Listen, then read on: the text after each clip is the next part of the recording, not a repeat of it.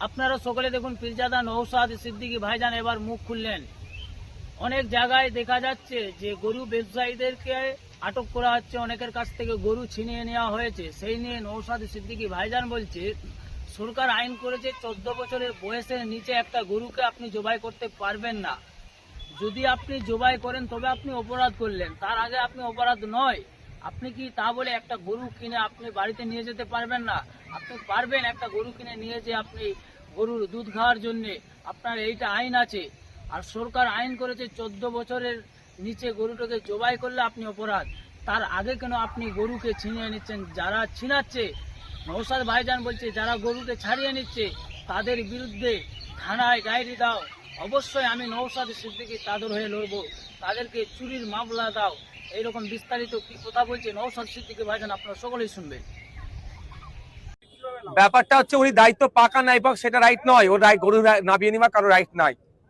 সমস্যা হচ্ছে এটা 14 বছরের নিচে গরুকে বলি দেওয়া যাবে না তথা কুরবানি দেওয়া যাবে না। আপনি 14 বছরের নিচের গরুকে নিয়ে গিয়ে চাষ করতে পারেন না, দুধ দুইতে পারেন না, বাড়িতে পুষতে পারেন না। ওদের বিরুদ্ধে অভিযোগ করা দরকার। সমস্যা হচ্ছে মানুষ অভিযোগ করছে না, চুরির অভিযোগ করা দরকার। নিয়ে নিচ্ছে মানে চুরি করে নিচ্ছে, তো সব ঠান্ডা হয়ে যাবে। পুলিশও একটা গরুর গাড়িকে দাঁড় করিয়ে তাকে নামাতে পারবে না। হ্যাঁ, 14 বছরের নিচে কোনো গরুকে যদি জবা করে বলি দেয়, কুরবানি দেয়, তাহলে আইনত অপরাধ করলো। সে অপরাধের আপনারা দেখেছেন কাগজ সার্কুলেট হচ্ছে, 6 মাস জেল বা জরিমানা বা দুটি হতে পারে, অর্থাৎ জামিনযোগ্য। যখন বলি দিল, যখন জবা করলো, তখন অপরাধটা করলো। আপনি 14 বছরের নিচে একটা গরুকে কিনে নিয়ে যেতে পারেন না, বাড়িতে দুধ দইতে পারেন না, চাষের কাজে লাগাতে পারেন না, আপনি নিয়ে ট্রান্সপোর্টে যেতে পারবেন না। শুধুমাত্র হয়তো আতঙ্কের পরিবেশ তৈরি করা হচ্ছে। প্রশাসনের দেখার দায়িত্ব, প্রশাসনের একটা অংশ ফেল হচ্ছে এটা।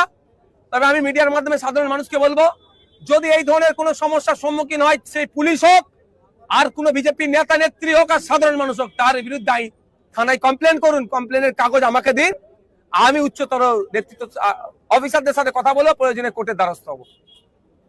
কুরবানি নিয়ে রীতিমতো সংখ্যালঘু সমাজে, মুসলিম সমাজের মধ্যে একটা আতঙ্ক তৈরি হয়েছে। ইভেন্ট আপনার বিধানসভা ভাঙড়ের মানুষের মধ্যে, কোন ভাঙড়ের মানুষকে বলবো কোনো আতঙ্কিত হওয়ার দরকার নেই। প্রথম ভাঙড়ের মানুষকে বলবো, কিসের আতঙ্ক? কুরবানি দিতে পারবে কি পারবে না? কেন পারবে না? কোন জায়গা বলেছে কুরবানি দিতে পারবে না? কে বলেছে? কে বলেছে কুরবানি দিতে পারবে না? হ্যাঁ, একটা নিয়ম আছে, নিয়মের এখন মেলা জেলা আপনি আমি আবদ্ধ। এবারে এই নিয়মটাকে ভাঙতে হবে, গণতান্ত্রিক প্রক্রিয়ায় কি করতে হবে তার জন্য চ্যালেঞ্জিং জায়গা, শর্ট পিরিয়ড। এখন যেটা আছে তার বাইরে আপনি আমি যেতে পারবেন।